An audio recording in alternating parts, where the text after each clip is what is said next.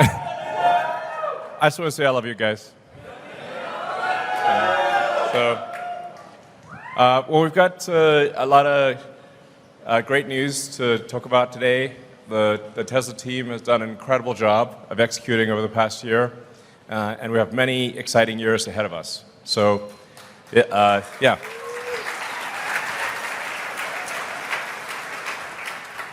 So with the Tesla Master Plan Part 3, which admittedly was quite technical, we wanted to go into a lot of technical depth. It was clear that what we were saying was not just, were not merely assertions, but that they were backed up with physics and with real data, that it's realistic. And with the Master Plan Part 3, we want to, basically, the goal is to give people hope, realistic hope, and maybe hope's even the wrong word, but simply to say that there is a path to a fully sustainable global economy, that we are on that path, that we are accelerating that path, and that so long as we don't get complacent about it, it will happen.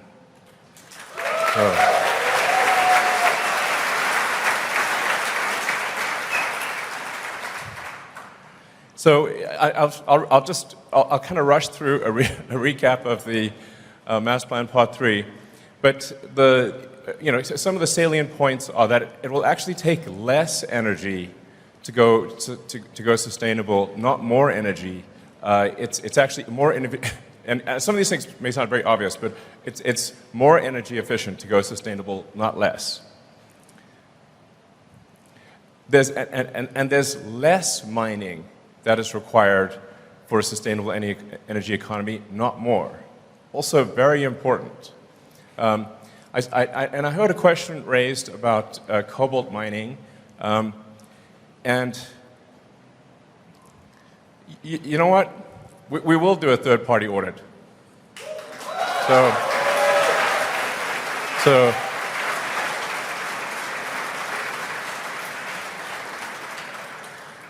in fact, we'll put a webcam on the mine.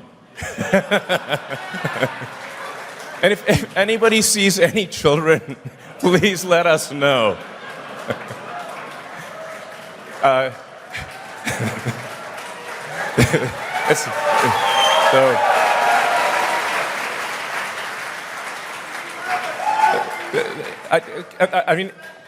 don't want to go off on a tangent too much on that front, but it's very important to appreciate that most of our battery packs are iron-based. A majority of our battery packs are iron-based, not cobalt. And then our other battery packs are nickel-based, not cobalt. The nickel batteries use a little bit of cobalt as a binder, but only a tiny amount. In contrast, your phones all use 100% cobalt. I recommend complaining to the phone manufacturers.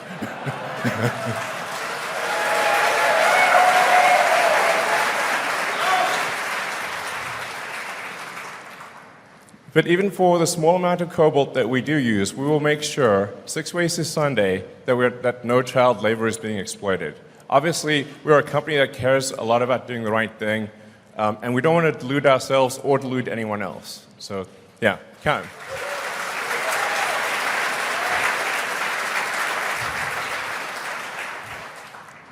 So, again, just recapping Master Plan Part 3, really the point is to say that it is very, very doable. It is happening. We need a threefold increase in solar and wind. We need to, admittedly, some of these are 29-fold increase in vehicle stationary and thermal battery production. Actually, in a nutshell, the way to think about sustainability is the faster we can make battery packs, the faster we can move to a sustainable energy economy. That's the fundamental limiting factor. So, let's grab some water here.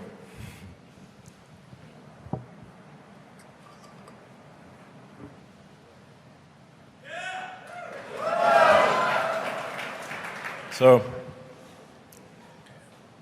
yeah, I can't emphasize that point enough. The rate of lithium-ion battery production fundamentally decides the rate at which the world transitions to sustainability, because the batteries are needed for all forms of transport and for stationary storage, given the intermittent nature of solar and wind power.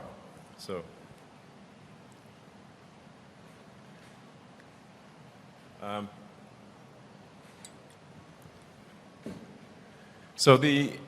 we do invite people to critique our analysis, because any given analysis is going to be to some degree wrong. So that's why we put it out there, looking for critical feedback to say, well, perhaps we got some things wrong, perhaps some things need to be adjusted. But generally, the feedback we've gotten is that actually our analysis is quite accurate, and we've not seen any rebuttals thus far that would cause us to change our assumptions. So it means roughly 240 terawatt hours of battery pack, or 240,000 gigawatt hours of battery need to be produced, but it'll only take 0.2% of land area for solar and wind. So it's not like we need to carpet the earth with solar and wind. It's just literally a fraction of a percent. Roughly a $10 trillion manufacturing investment, which relative to the global economy is actually a small number. Roughly 10% of the world economy. I think 10% of the world economy is a small price to pay for a sustainable energy future.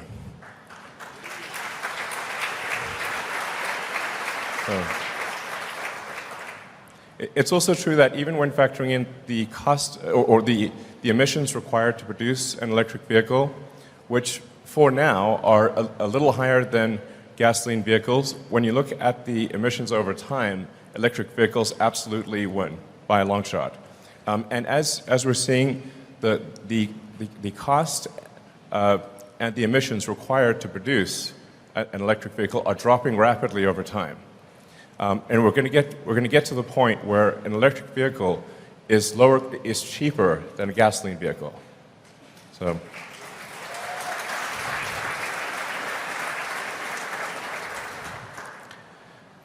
in 2022, we avoided releasing about 13 million tons of CO2, reduced manufacturing GHG per vehicle by 30%, and reduced water usage by 15%, despite massive increases in output. So we also made our factories safer, which is really important. So we track the injuries per person, and we believe at this point we are best in industry, or have the lowest injuries per person. So.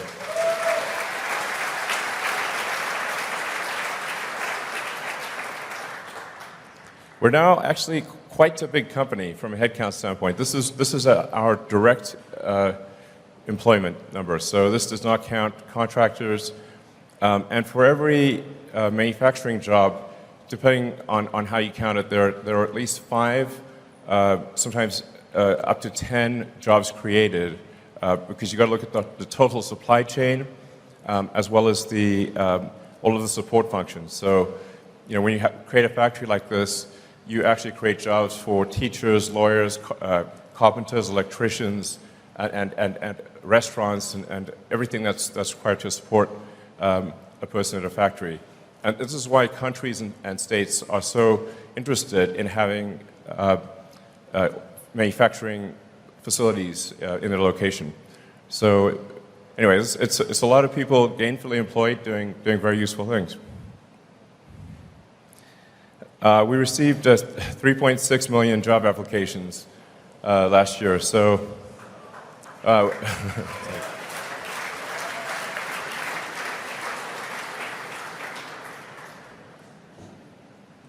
and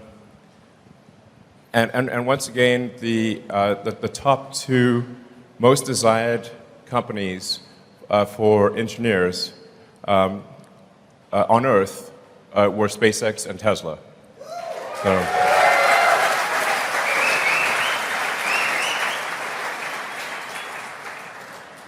at the end of the day, the competitiveness of any given company is a function of where are the most talented people interested in working.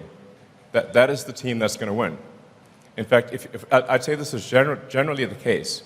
If you look at any given company and say, where are the most smartest, most driven people going to work, that company is going to win.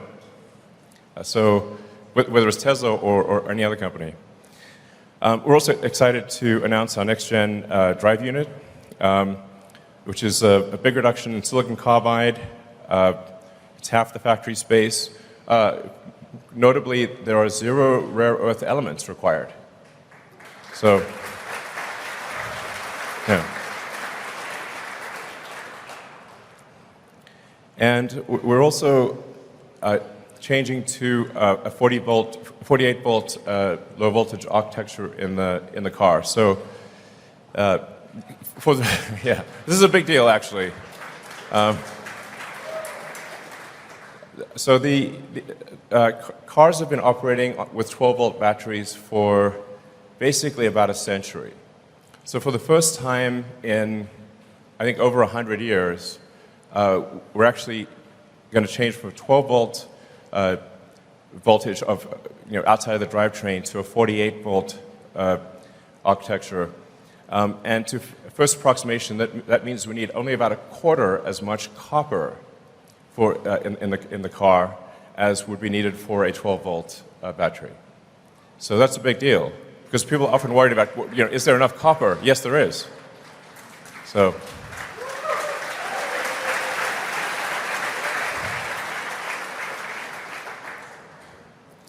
And FSD beta is growing hyper-exponentially. So that chart is going to look like a wall, basically. Just a question for those in the room: how many people have tried out FSD beta? Okay, great. So what do you think of the latest build? Right. So it's really getting to the point where it's at least for me when I drive around, it's several days between interventions. And I think we're getting to the point where there's really just one last piece of the system that needs to be a neural net, which is the planning and control function. And so we expect to have that last piece become a neural net, so it'll be end-to-end from video in to control out as a neural net. And yeah, so the thing to appreciate is it's not that full self-driving will be as good as a person. It will be much, much better, like a lot, like over time, 10 times safer than a person. It's not even going to be a contest, frankly. So this is a really big deal. And I think some people realize it. I think you guys probably realize it. But being able to do a software update and have several million cars suddenly go from manual driving to autonomous, I think will be the single biggest asset value increase in history. So.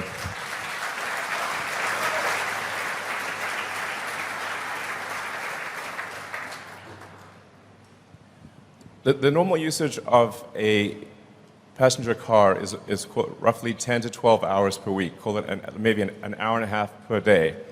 And when you drive around, you see lots of cars just parked in parking lots, because out of the 168 hours in a week, they're using less than 10%, maybe 7% of the hours of the week a car is in use. But once it is autonomous, it can be used probably, 50 hours a week, maybe more. So it is effectively a 5-fold increase in the value of a car overnight. I'm actually surprised that so few people realize this, or maybe they just don't believe it's real. But it is. So this is really an insanely big deal. We're also the largest EV maker in the world. So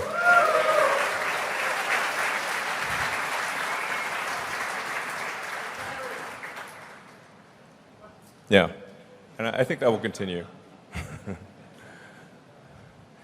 And while at the same time being the highest margin of any car maker in the world.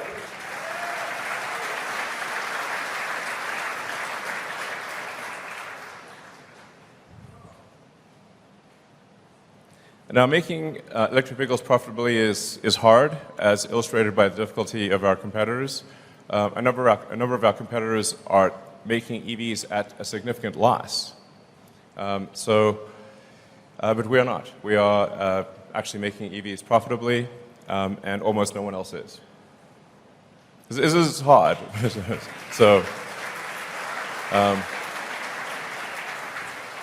And I'd say for this, it's a massive credit to the Tesla team for, I can't tell you how hard manufacturing is. Like, you've probably heard me say that prototypes are easy, manufacturing is hard. And then manufacturing at scale with positive cash flow is excruciating. It's mega pain. But the Tesla team has done it. So.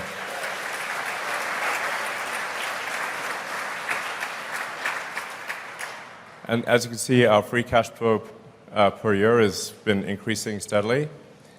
So, we're making good progress. I mean, it should be said that, and I've made some of these comments, that that interest rates make have a very big effect on the affordability of cars. So, the vast majority of people buy cars based on the monthly payment. So it's like how much is the monthly payment, and it's not a question of value for money. It's just, do they actually have enough money? Can they afford it? So for the vast majority of people, it's just, can they afford to pay the payment? As the interest rates increase and credit tightens. Like, it's safe to say that these various banks that have died are probably somewhat distracted from handing out auto loans. It's like if they're on their way to the cemetery, increasing their auto loan portfolio is not the first thing on their mind. So this is going to be a challenging 12 months. I want to be sort of realistic about it. Tesla is not immune to the global economic environment. I expect things to be, just at a macroeconomic level, difficult for at least the next 12 months. Tesla will get through it and we'll do well, and I think we'll see a lot of companies actually go bankrupt. So I want to make sure that this is not just the good news parade. It's important to understand that no company is immune to the macroeconomic environment. But that said, it won't be darkness forever. I expect probably a year of difficulty globally for everyone. And then my best guess is that the global economy turns around in roughly 12 months. And then Tesla will be in an extremely good position. So anyone who is a long-term investor, I think, will do extremely well.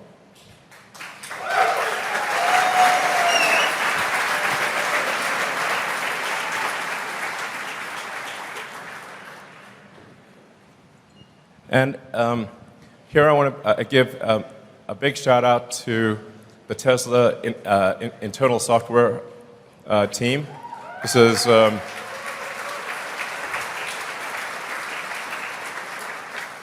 it's actually a really big deal that Tesla has such a powerful internal software team. I mean, that software team is responsible for handling the entire customer experience from buying the car, delivering the car, operating the factories, service and support. We internally wrote all of the insurance and financial software. The supply chain and logistics stuff, the data centers and infrastructure, and the analytics and insight. This is all internally written Tesla software. I think there are almost no companies in the world can do this because they do not have a very talented internal software team. So they're generally reliant on third-party enterprise resource planning software. But Tesla is not. This is a hidden strength of the company that often doesn't get a lot of attention, but is incredibly powerful. So once again, I'd like to thank them for their work.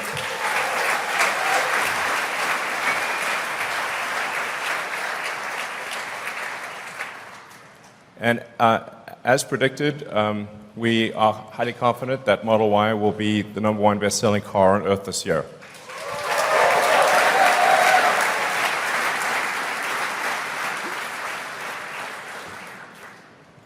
And in fact, in Europe, the best-selling car of any kind, whatsoever, it already was that in Q1, I should say. It's not like will be, it was that in Q1. And China, the best-selling SUV, and the United States, the best-selling non-pickup vehicle in the United States in Q1. So, it's going well.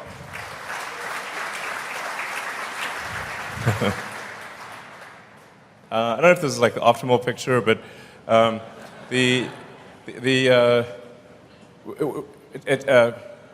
Tesla cars are actually the safest cars in the world. We put immense effort into vehicle safety, and we keep updating the safety. So we keep improving the automatic emergency braking system just with a software update. And we keep improving the airbag deployment with software updates. So we close the feedback loop on, like when we see an accident, we analyze the accident, and we say, what can we do from a software standpoint? Because there's actually quite a lot you can do to, first of all, avoid the accident, because the best accident is no accident. And then if the accident occurs, how do we deploy the airbags and the seatbelt pretensioners to minimize the probability of injury? So even for cars that people have owned for many years, we are behind the scenes continuously improving the safety of your car. And there are even some things that I think a lot of people aren't aware of, that we actually have automatic cabin overheat protection. So never in the history of the company has a child or a pet died in a Tesla.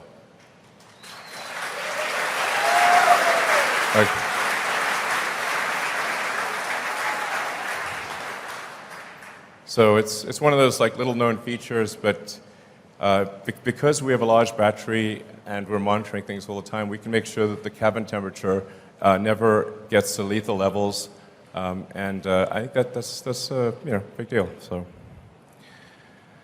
So and then while lots of cars will say they've got like 5 stars or whatever, there's nuance to that. When we did the European NCAP sort of active safety tests, we got the highest scores that they've ever seen. So, yeah.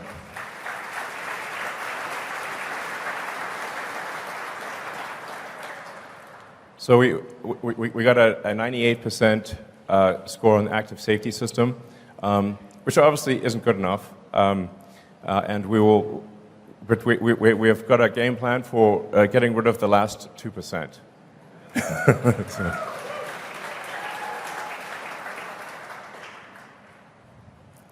And then it's worth noting things like the total cost of ownership of a Model 3 is now comparable to that of a Toyota Corolla.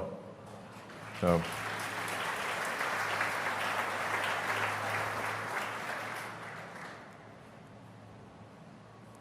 Superchargers, we're making good progress. So our supercharger uptime is now 99.95%. So, yeah.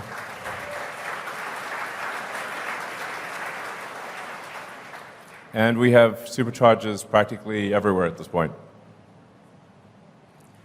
Going to Megapack, because this is stationary storage is an important part of solving the sustainable energy problem.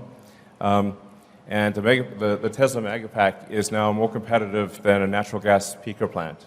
So we have very strong demand for the Tesla Megapack, and we're going to make a lot of them. So, yeah.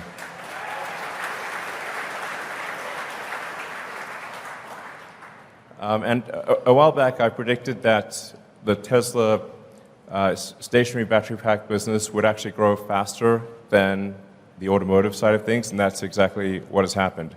You can see it's an exponential curve, growing at a rate that is even faster than our vehicle sales. So, yeah, sorry.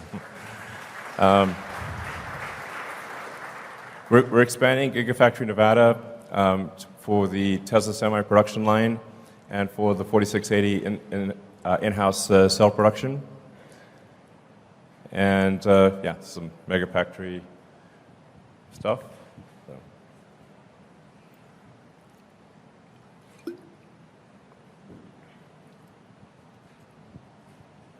So this is so we're aiming for 40 gigawatt hours a year, both in California and in China. But I think long term, this will be much greater than this. I mean, I would say I wouldn't be surprised if long term the stationary battery pack activity went well in excess of 500 gigawatt hours per year.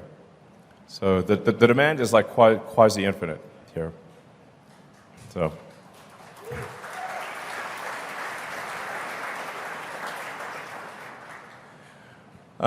As we look ahead to tackle what we see as the choke points in the supply chain, one of them is lithium refining. I mean, there've been a few times on Tesla earnings calls where I've said, can someone please just do lithium refining? Because there's just a shortage of it. But we really see very little activity outside of China for lithium refining. So it's not that we wish to take on extra problems, but since nobody else was doing it, we felt we had to do this. And so we've just broken ground on a lithium refinery in Corpus Christi, which will be do more lithium refining than I think probably everything outside of China. So, yeah.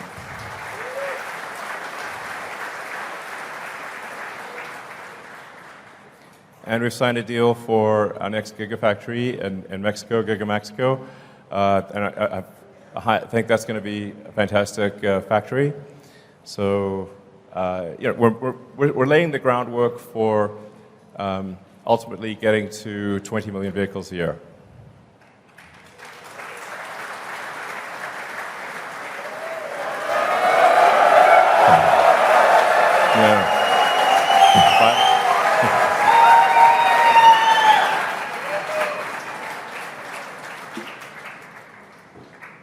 So Cybertruck is a hard car to make. It's because it's such a radically new design.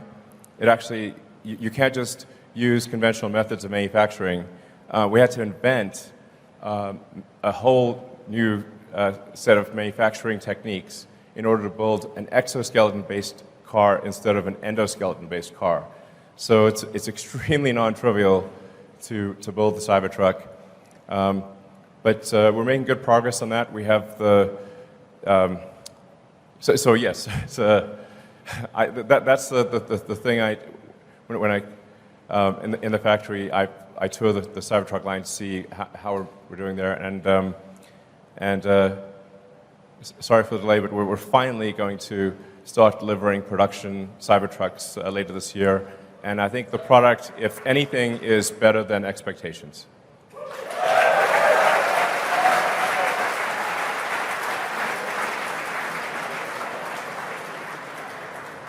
I mean, Cybertruck is the car I will be driving on a day-to-day basis. So, and people always want to know what our next product is. But this is not the time to. We obviously need to have a proper dedicated product launch.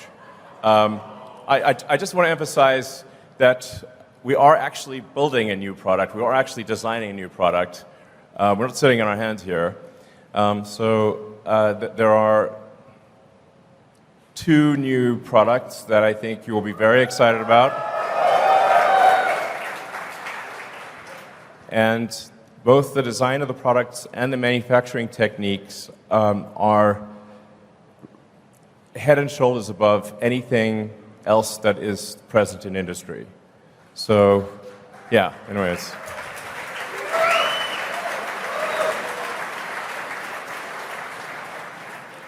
If I were to guess, I would say of these two new products, just these two new products alone, I would say we will probably make, obviously this is just Elon's guess, so don't sue me.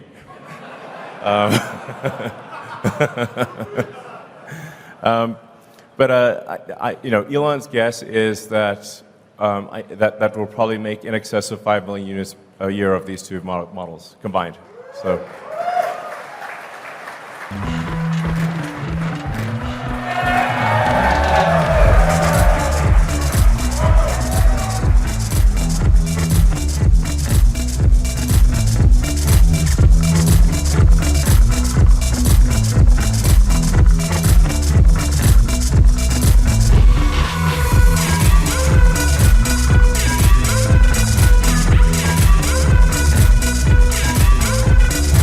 These are all real, by the way.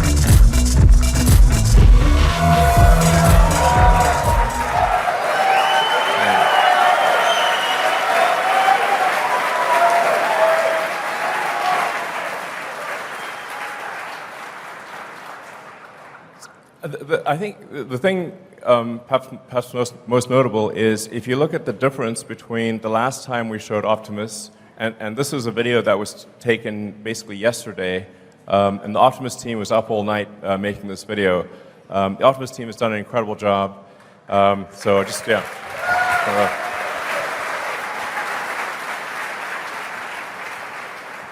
And it's the motors, the controllers, the electronics, and everything you see in the Optimus robot is a Tesla-designed system. So this is, we actually tried to find drive actuators and whatnot that were off the shelf. We found that there weren't any. In order to make an effective humanoid robot, you actually have to design the motors and gearboxes and the electronics from scratch, because it's a very different application from anything else that exists. So we took our world-class motor and power electronics team and said, okay, we need to design several actuators that don't exist in the world, and they did. So Optimus is working quite well. And then for full self-driving, as full self-driving gets closer and closer to generalized real-world AI, that same software is transferable to a humanoid robot. Just like humans can obviously walk around with their arms and legs, but we can drive a car, fly a plane, steer a boat, ride a horse.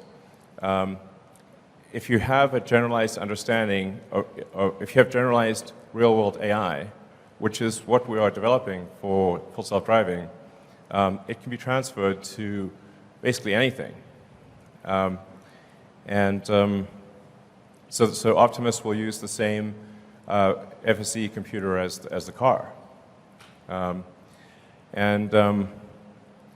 Optimus stuff is I think extremely underrated.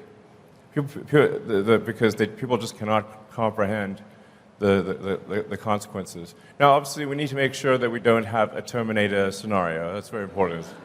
It's all fun and games until Terminator shows up. But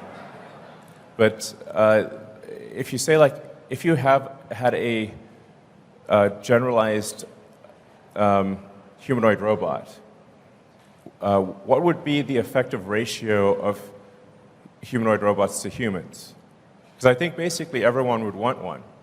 And maybe people would want more than one, which means the actual demand for something like Optimus, if it really works, which it will, is, I don't know, I mean, 10 billion units? It's some crazy number. It might be 20 billion units if the ratio is, say, 2 to 1 on people, humanoid robots versus people. It might actually be.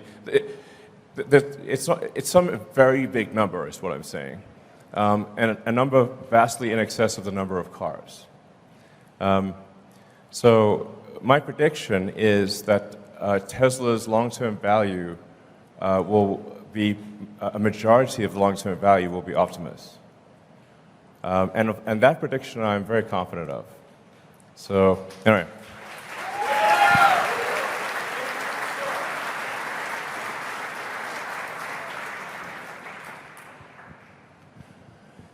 Let's see. So I think with that, we can do questions, perhaps?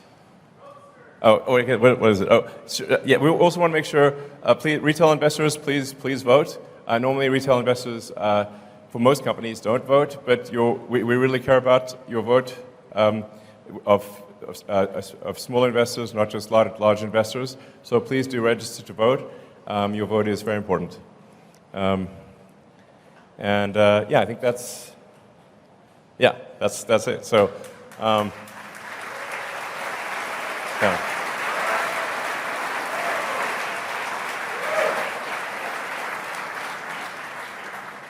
So with that, we can go to ad hoc questions from the audience.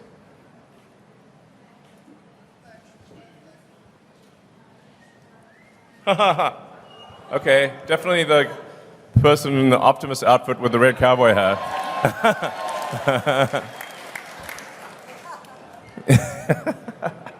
Great outfit.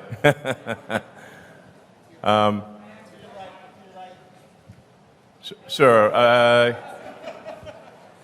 We'll try to get through as many questions as possible. And, you hit me with your toughest questions. Fine. Topic has to be about Tesla. Okay, it is. Hey, Dad, it's your son Optimus. I wanted to. Do you see it more likely that you guys will have an RV first or a cyber camper? Well, we don't have any plans to build an RV quite yet, although I can certainly see how Cybertruck could be converted into an RV, and we are adding a lot of sort of attach points to Cybertruck, so others can build things. Somebody could have a startup, or other companies can build things that are attachments that enhance Cybertruck and turn it into a camper, essentially.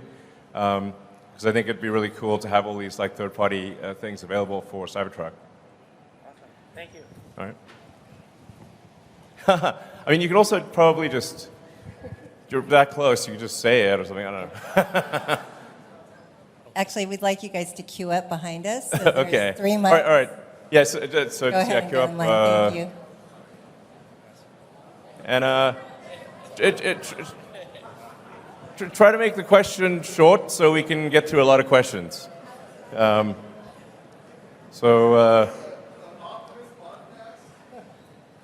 Maybe.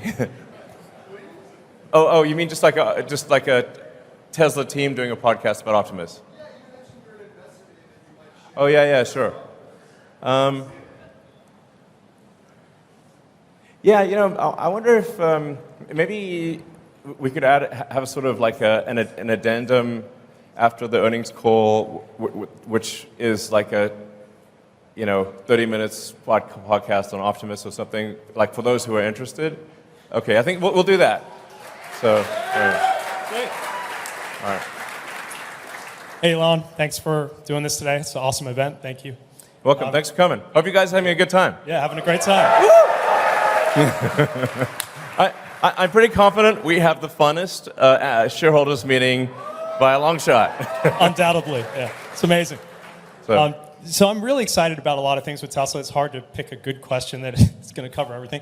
But with the energy side of the business, I think it's hugely underrated. I mean, we got tons of problems, California with rolling blackouts. Sure. How do you think you can incentivize people, more for solar, battery backup, and we've got the referral program that's been beefed up as well. So, what are your thoughts there? How we can get people on board? Yeah, actually, one of the challenges in California and a few other places is that in order to have the Powerwall be like an uninterruptible power supply for the house, we have to actually have a switch that disconnects you from the utility. Otherwise, you just, send energy into the grid, and it doesn't do anything. That's actually been quite difficult with utilities, but I'd like to thank PG&E for recently helping us get approval for installing the backup switch for Powerwall in California so that people can have uninterrupted power in California. And we're working on that in every jurisdiction. So I'm confident that that's going to be a great long-term situation. And then, as I mentioned, Megapack is growing very, very rapidly. So things are. Things are really growing like ridiculously fast on the energy storage front. So yeah, I feel good about that situation. All right, next question. Hello.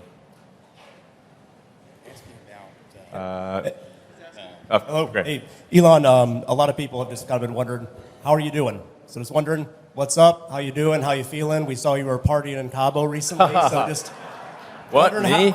Must have been someone else. yeah, so how are you doing? Just human to human, how you doing? Well, I have to say, it's been a bit of a roller coaster situation.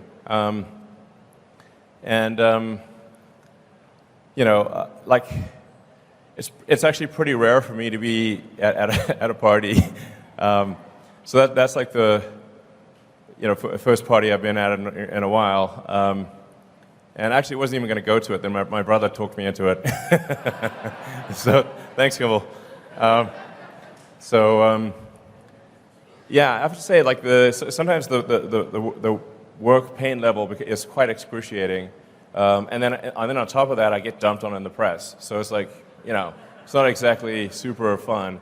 But there was a short-term distraction because I had to do like some major open heart surgery on Twitter to ensure the company's survival. But I think Twitter is now in a stable place, and obviously very excited to have Linda Yaccarino join. And so I think Linda's going to do a great job running Twitter. I'll provide obviously guidance on technology development. But as you can see, I think Twitter at this point has released more new features in the last 6 months than it has in the last 6 years. So, obviously this is not a Twitter meeting, but the larger point is that I feel at this point I don't need to devote incremental time. The amount of time that Twitter will take going forward is relatively small compared to the last 6 months. So yeah.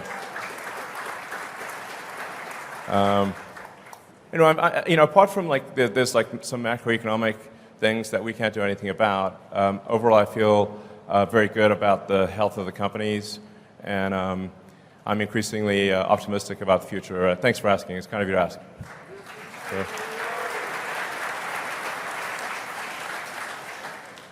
Have you guys considered stretching out the financing terms on your auto business? You talked about earlier, consumers don't necessarily look at the sticker price they're paying. All they're concerned about is monthly payment. Right. And one of the fundamental advantages of an EV is that it's substantially more durable. And so would you guys ever consider stretching terms out to 10 years, especially in this rate environment, given the shape of the yield curve? Extending the terms out that farther, you'd actually be capturing a lower cost of funds. Yeah, the important thing to appreciate is that that the vast majority of the financing is from banks. So it's kind of whatever the banks are prepared to do. This year, I guess we'll do on the order of $100 billion of sales. And we don't have $100 billion in cash to finance that. So the vast majority of it has got to come from banks. So it's really the bank's choice of what they're willing to do. And It has been tricky with banks recently because, as I mentioned earlier, if you're a bank and you're not sure whether you're going to be alive or not, it's a pretty big distraction, and increasing your auto loan portfolio is very much a secondary priority. So it's just important to appreciate it's not up to Tesla, it's up to the banks. And there's not some easy solution where you can say have a so-called a captive financing arm, et cetera, because you have to securitize those loans, and the market for securitizing them is weak. There is no. I wish there was an easy path, but there isn't. So, I think it's just important to remember that the economy moves in cycles, and we've had a very long period of upcycle. The next 12 months will be, I think, difficult for everyone. And I think, when Berkshire Hathaway had their annual meeting, Warren and Charlie actually said, like, hey, this year, the Berkshire companies are going to make less money. They're very well-run organizations, and I think that's just generally true for the economy. So. It's also important to remember that there are good times and there are dark times, but then the good times follow the dark times. So my advice would be, don't look at the markets for the next 12 months. If there's a dip, buy the dip. And I think you will not be sorry because there's just generally a sort of there's an economic cycle to things, but things come back up. So my guess is tough times for a year. Like I said, just my guess. But then Tesla will emerge stronger than ever, and the long term, if you say like net present value of future cash flows, will be incredible, in my opinion. All right. So.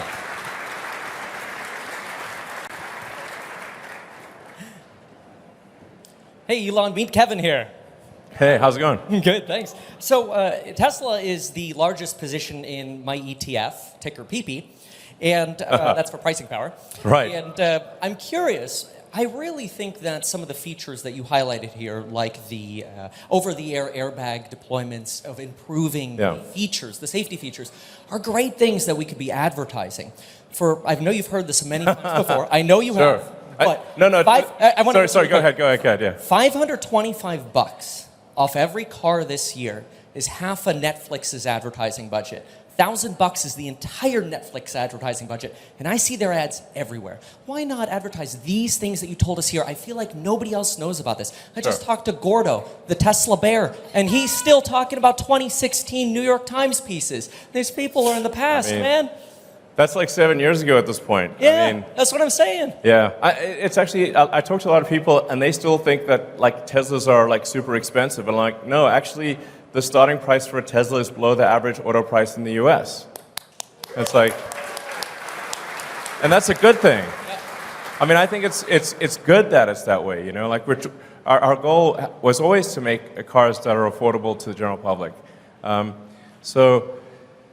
So I hear you. I mean, I think, and it's indeed ironic that Twitter is like highly dependent on advertising. So here I am. It's like never used advertising really before, and now have a company that's highly dependent on advertising. So I guess I should say advertising is awesome, and everyone should do it. But I think I hear your sort of larger point, which is that there are amazing features and functionality about Teslas that people just don't know about. So, yeah. And although there's obviously a lot of people that follow, like, say, the Tesla account and the my account, whatever, on Twitter, to some degree, it is preaching to the choir. And the choir is already convinced. So I think what you're saying does have some merit. And you know what? I believe in taking suggestions. So we'll try a little advertising and see how it goes.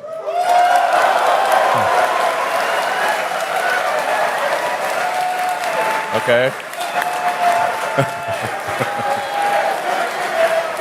Okay. All right, I wasn't expecting that level of enthusiasm. But okay, it sounds like our shareholders, if I read between the lines, subtle as it is, are saying we should probably do some advertising. Okay, very well. All right.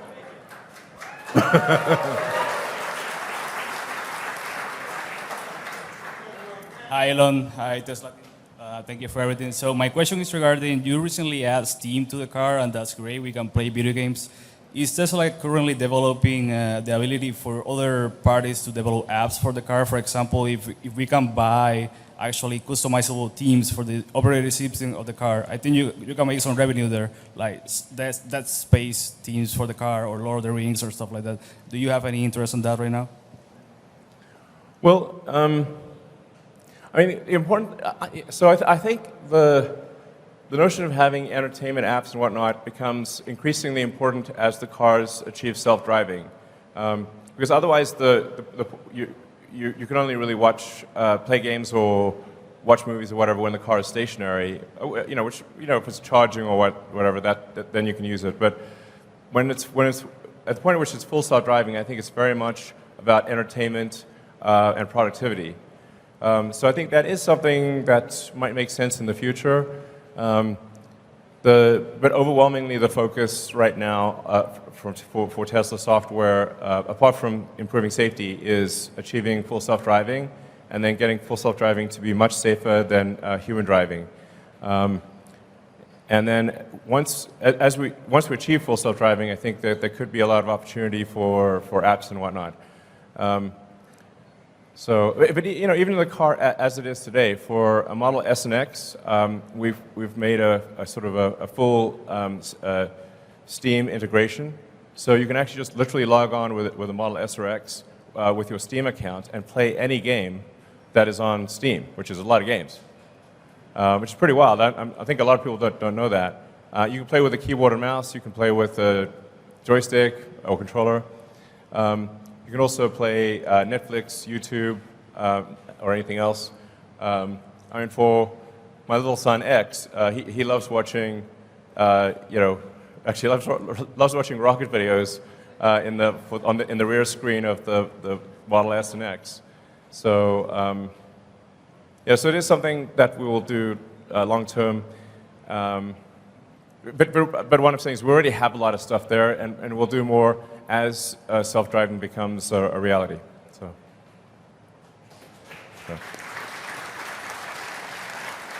Hey, Elon. I'm John, or Dr. Know-It-All on YouTube, and I don't know it all. But anyway, my question is, as you guys move completely or finish the transition in full self-driving from version 1.0 of the software to 2.0, what do you perceive of as the potential stumbling blocks after that? Because it seems like that's the major, kind of step change that needed to happen, and so you're almost done with that, and what happens after that? And also, please let me interview you about full self-driving.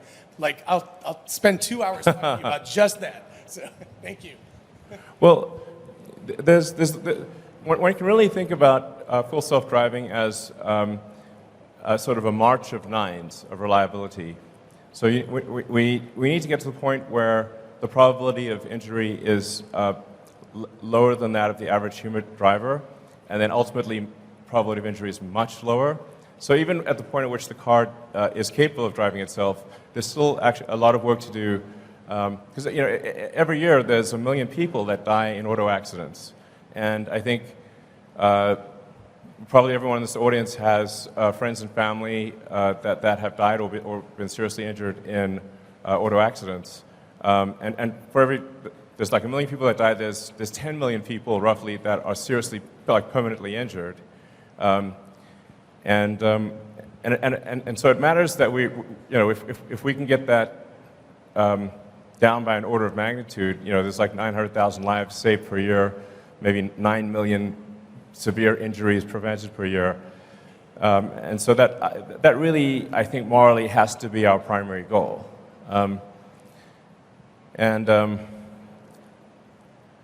I guess I'm open to an interview on FSD. 2 hours is a long time, but okay. All right, I'll do an interview. It's got to be on Twitter, but sure.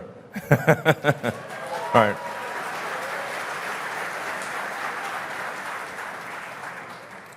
Hi, Elon. I'm Josh Phillips, long-term retail investor. My question's about battery-grade lithium supply in the next 10 years. Lithium experts all agree that mines are just not coming online fast enough to meet battery supply.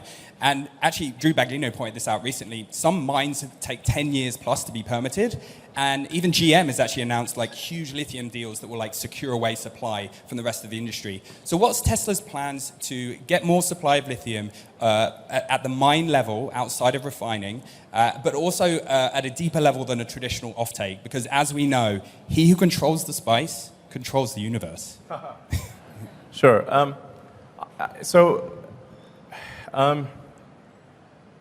I actually think that the industry analysis is incorrect, and the constraint is fundamentally that of processing. Now our refinery in Corpus Christi that we're building is primarily oriented towards refining spodumene, of which there is a truly vast amount in the world. I think about 3/4 of our lithium comes from Australia. And frankly, you could increase the rate at which the mines are operating. And the limiting factor is not how fast can you mine, but how fast can you process. So the mines are only going to produce ore at the rate at which refineries can handle the ore, or it's pointless. So I think my opinion, and obviously I could be wrong about this, but is that it's really not about the lithium ore. Lithium is extremely common. Lithium is everywhere. In every country's got lithium. It's not like oil. So lithium is one of the most common elements on Earth. But taking the lithium ore and refining it to battery grade is extremely difficult because the purity levels required for a battery are extremely high. If you have even a small impurity, then you will degrade the life of the cell dramatically. So you need ultra-pure battery-grade lithium, and that's why our focus is on refining as opposed to mining. Thank you.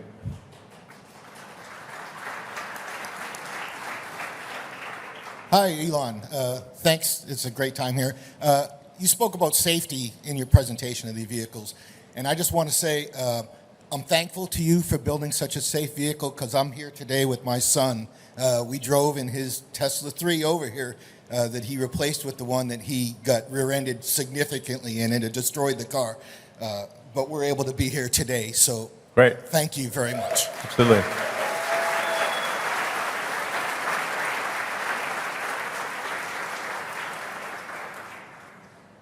So, what's your way to look? There? Okay. Hey, how's it going? My name's Austin Gregory. I'll ask about this because I don't think it gets near enough love. But I was wondering if there are any updates on the next-gen Roadster, actually. Yeah, I know it's sort of like the cherry on top and all that stuff. Yeah. You guys have a lot on your plate, as you've said before. But if there's any updates on like the release timeline, all that stuff, the SpaceX package, maybe. Yeah.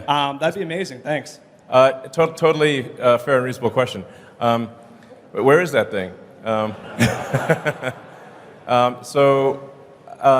We expect to complete the engineering and design of the next-gen Tesla Roadster this year, and hopefully start production. This is not a commitment, but hopefully start production next year. So, but. It is like as you alluded to. It's not even the icing on the cake. It's the cherry on the icing on the cake. So I wouldn't expect it to be like.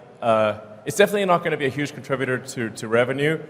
It will be a modest contributor to profitability, but it will be sick. So, and. There's some value to me running two companies because the next-gen Roadster will have the SpaceX option package.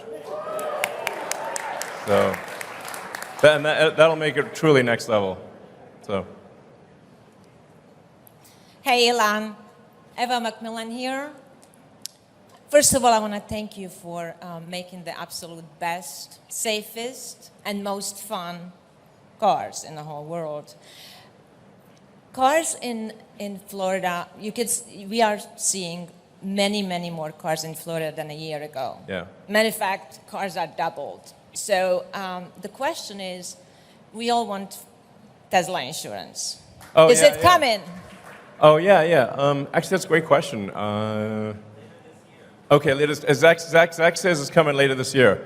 But I have to tell you, like, one of the thorniest things in the United States is car insurance, or insurance in general, because it's a state by state, and every state's got different rules and regulations. So that's why it's not like rolled out nationwide. I think really there should be one national standard for insurance, especially car insurance.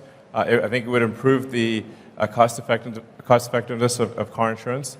But our intent is to roll out nationwide and ultimately internationally. But there is a staggering amount of paperwork that is needed to get it done. But as Zach said, we expect to offer Tesla insurance in Florida later this year. Thank you. Thank you, Elon. Thank you, Elon. Alexandra Mertz. I'm Tesla Boomer Mama. Very happy to be here. All right. Very grateful to the Tesla team and you, of course. Just want you to know we love the emotions every day, joy and less joy, but we're there. Shareholders, it's not easy. We're here not because it's easy, but because it's hard. So my question initially was on in-house financing. You already answered that, and I want to congratulate you to the double investment grade rating. But then I asked my Twitter subscribers, I'm sure you're going to appreciate, what they wanted to bring forward. Sure. And that question made the cut. Here we go. Automotive, including SAS, peak margin, the same for energy. What number and by when do you have the best Elon guess that we get there? Sorry, I'm not sure I fully understand the question. So this is the peak margin for automobile, Oh, yeah. including SAS and energy, and by when will we get there? Your guess. I know nobody will sue you. Sorry, what's SAS? Well, software as a service. Oh, okay. You mean self-driving? FSD, Yeah. what's going to be the top automobile margin?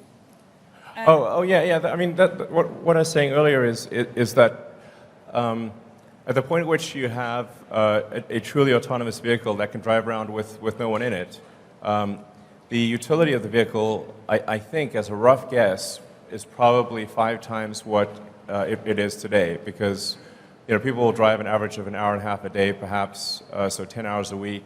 But if the car is autonomous, it can probably, just speculation, but it probably can operate for a third of the hours in the week, which would mean 50 or more hours, thus a 5-fold increase. But the car costs the same. Sure, I understand, but what is going to be the margin for Tesla then? Because you're obviously thinking you're going to sell much more FSD then, right? You may have a system in place of robotaxis. You may have a cut with fleets. So did you do any projections what the automotive peak margin for Tesla could be in 2 years, 5 years, and the same for energy? Well, I mean, this is definitely, we're in sort of highly speculative territory here. But obviously, if you've got a car that costs the same and has, say, I don't know, a 20 or 25% margin, and suddenly is able to be used 5 times as much, then you might have 80% margins, and the revenue would increase several-fold. That's why I say it's probably going to be the biggest asset value step change in the history of Earth.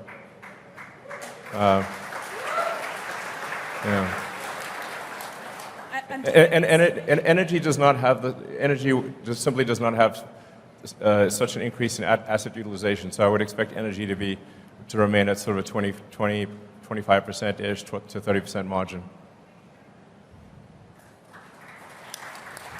All right, so you said ask the tough questions. You're still good, right? Yeah. All right, cool. First of all, though, as a family man, I just want to say there's a couple of things like a loop for tether of a car seat going through the headrest, which would be super helpful.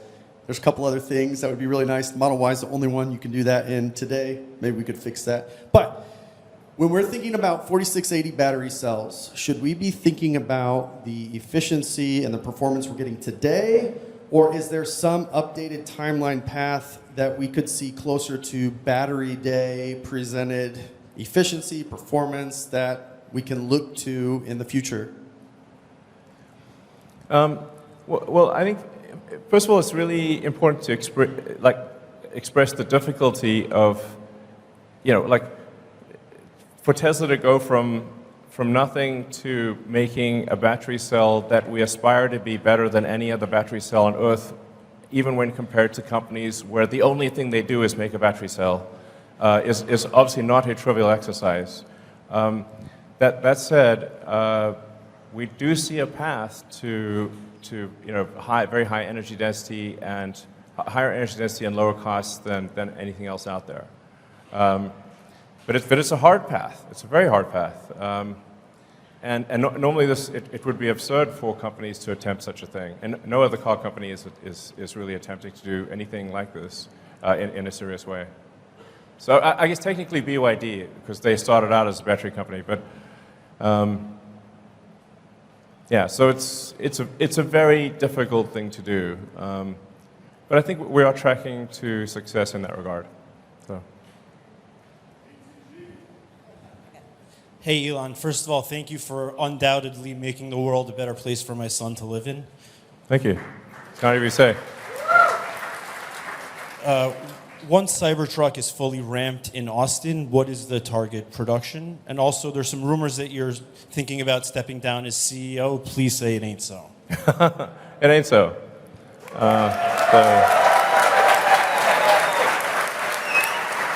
Yeah.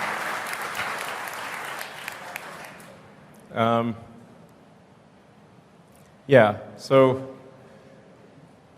I think Tesla's going to play an important role in AI and AGI, and I think I need to oversee that to make sure it's good. So, because that's a thorny problem if there ever was one.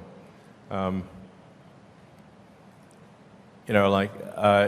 think generally people do not, or very few people, even in the AI community, do not appreciate just how much capability Tesla has in AI. It's by far the most advanced real-world AI. There's no one even close. Reality has the most degrees of freedom. So I got to make sure that's good. So, and you were saying something? Cybertruck fully ramped. Oh, yeah. Target production. So, as I said, we'll start production later this year. We'll start handing over cars later this year. There will be an S-curve of production, so it'll be slow at first, and then ramping up. And I guess we'll see what the demand is like. So, I think we're likely to do probably 250,000 a year, I think, maybe more. Again, very much dependent on what the demand is like, and it's we don't just need to ramp up production, but we also need to improve the production cost efficiency, which is going to be also a very, very hard thing. So, but I'd say it's 250,000 a year is a reasonable guess. And it might be 500,000. I don't know, but we'll make as many as people want and can afford. But then, like I said, it's going to be hard to make the cost affordable because it is a new car, a new manufacturing method. So, in the grand scheme of things, relative to the production rate of all the other cars we make, it will be small, but still very cool. Yeah, thanks. Elon, maybe 3 more questions? Sure. Thank you. Good day, Mr. Musk. Hello, my name is Delia Archer, and this question aims to address Tesla's efforts in developing skilled workforce, attracting diverse talent, and promoting career opportunities within the company.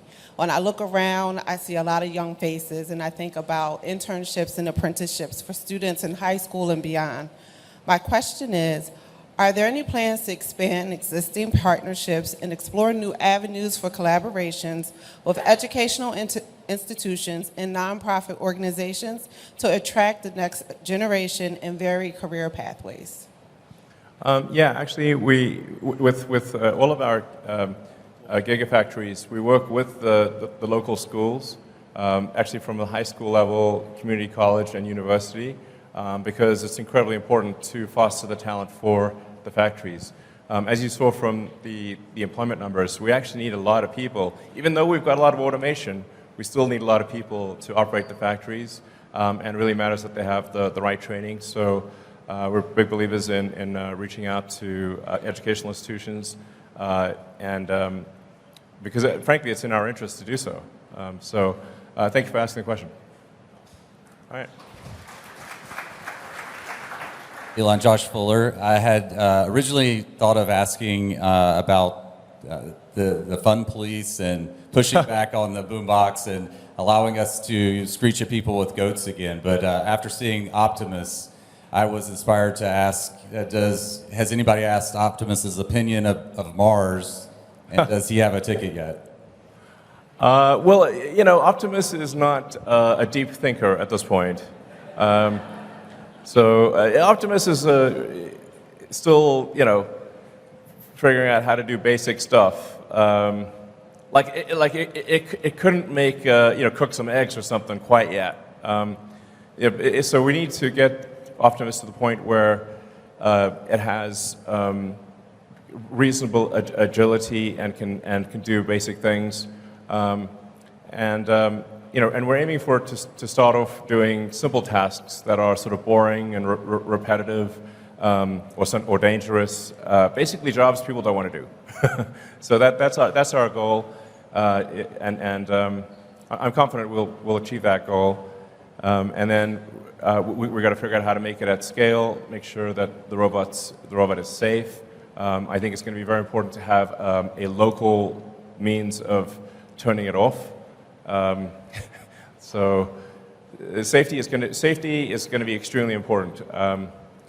I can't emphasize that enough. But right now, it is not at an intelligence level where it's pondering questions like Mars. But perhaps it will be one day. So.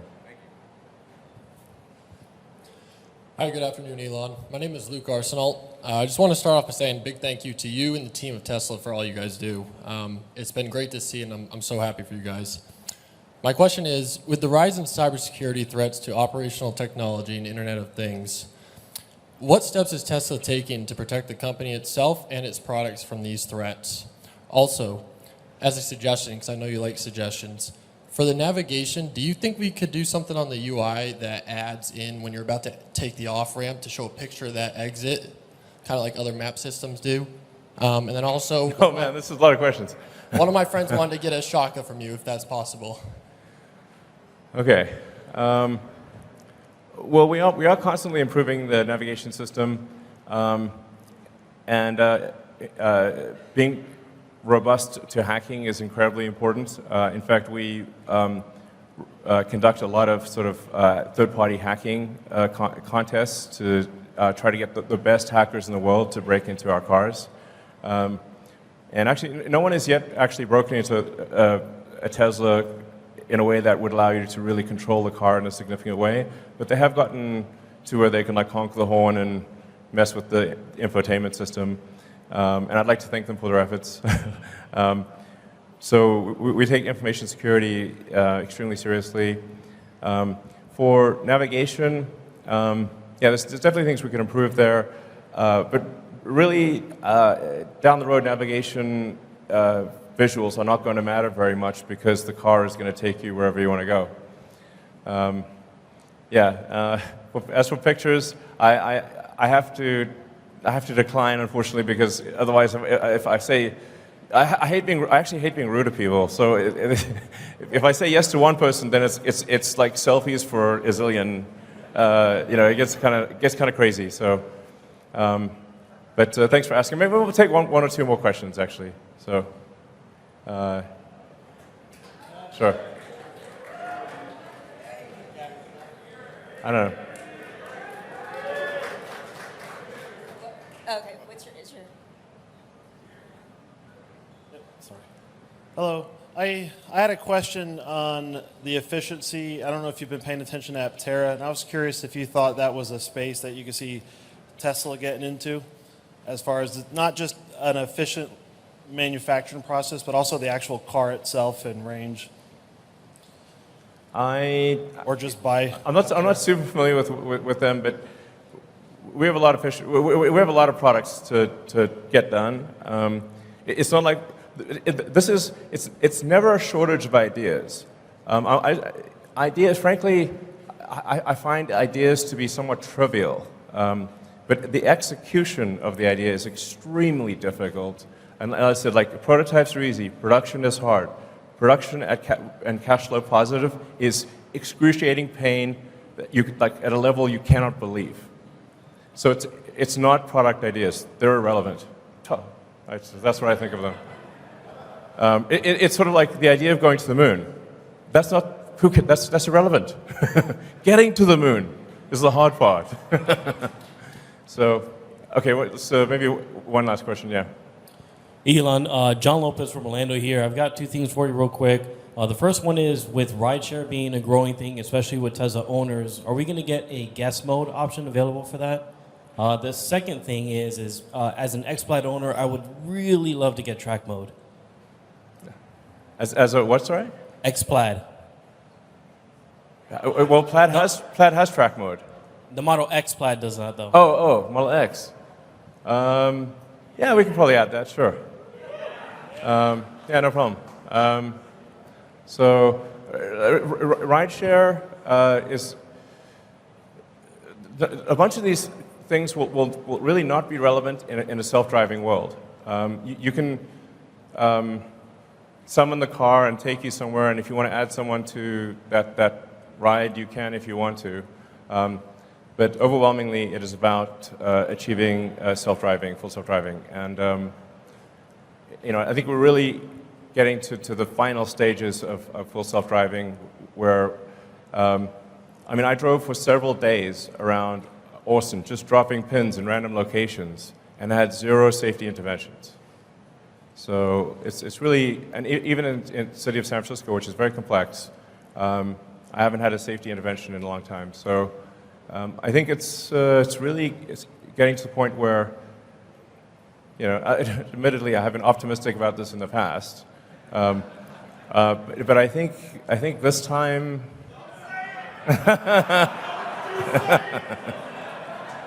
All right, I won't say it. All right, fair enough. All right.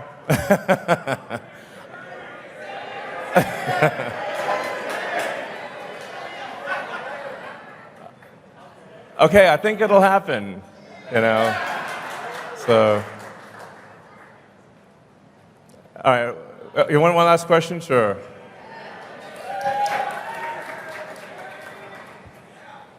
So first, congratulations on your decision to try advertising. We all want Tesla to pass Apple in market cap.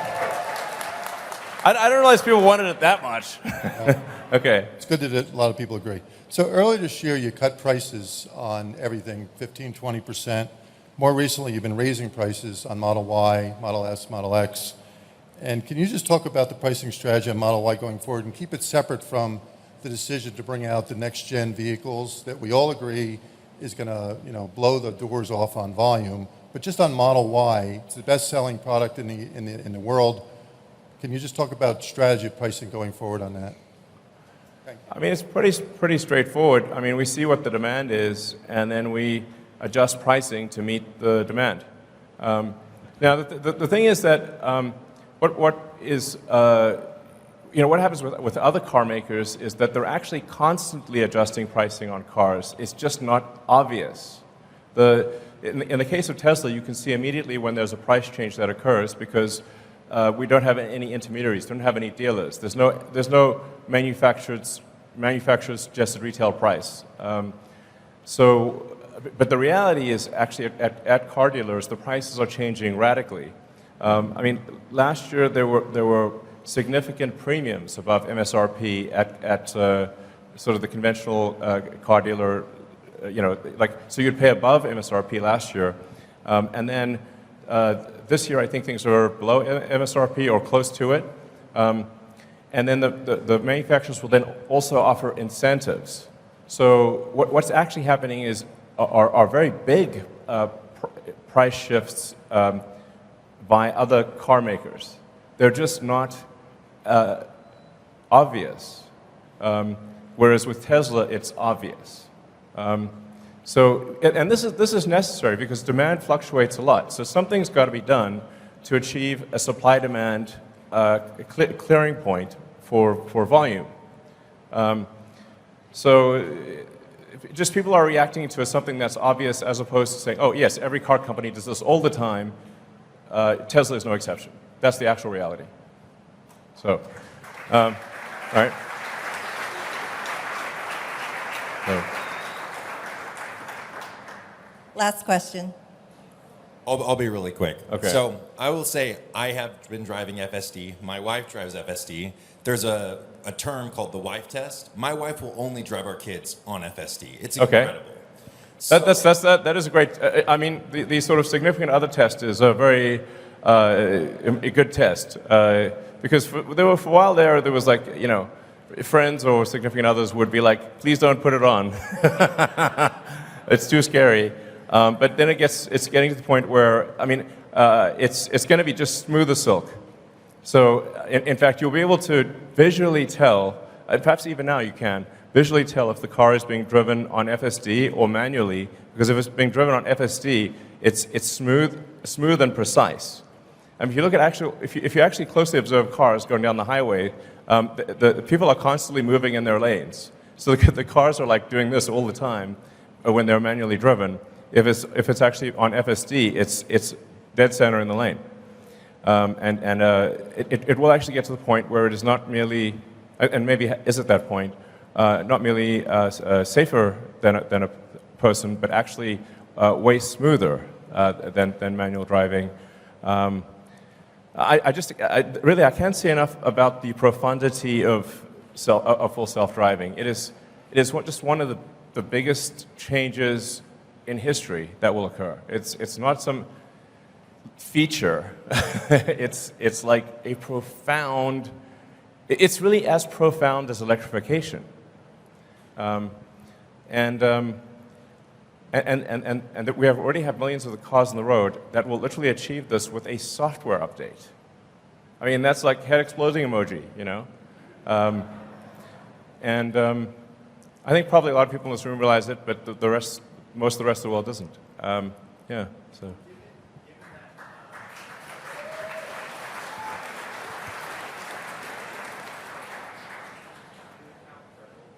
Given how incredible FSD is and how much merit you're giving to potential future margins of the car, as well as how much impact on society, and given that they didn't even want you to say if it's going to happen this year, just not to jinx it. Sure. Would it be possible to have just for some type of public-facing, investor-facing kind of timeline, so that way you mentioned V12 is coming, and that's AI front end.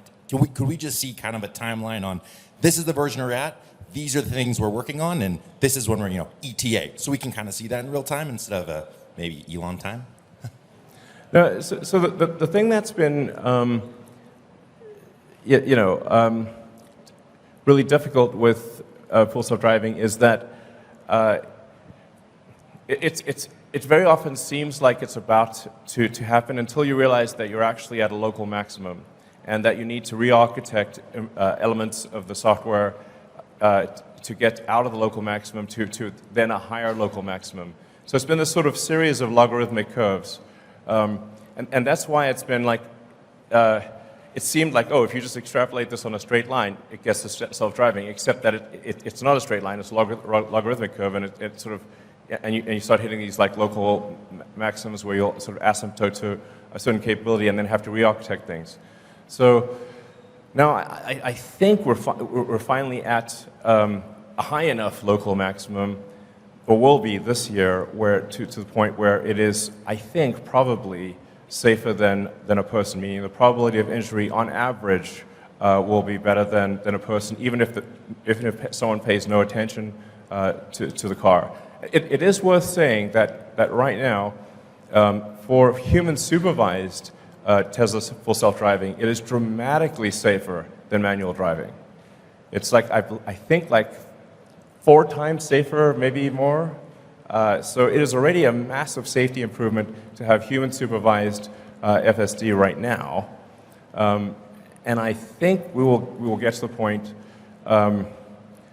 where we're always going to be in some amount of local maximum, but I think that we'll be in a local maximum that exceeds human level safety this year. Yeah, but I guess we'll see. So anyway, I want to thank you all for coming, and so.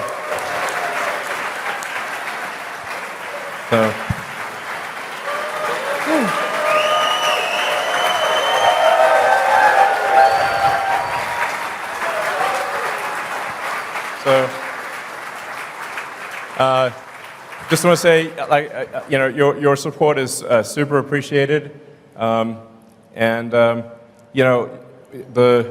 as I say, a friend in need is a friend indeed, and supporting Tesla when the chips are down, those are the real friends, and you're them. So thank you.